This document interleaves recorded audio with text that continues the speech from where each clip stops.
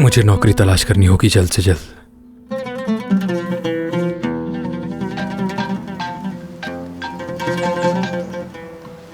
सादिया। जानान, मुझे बहुत ज़रूरी बात करनी है तुमसे। क्या हुआ? किस बारे में? नसरीन के बारे में। अब उसने क्या किया है? मैं उसे घर से निकालना चाहती हूँ, लेकिन तुम्हें मदद करनी होगी मेरी। इसका मतलब उसने फिर कोई चाल चली है?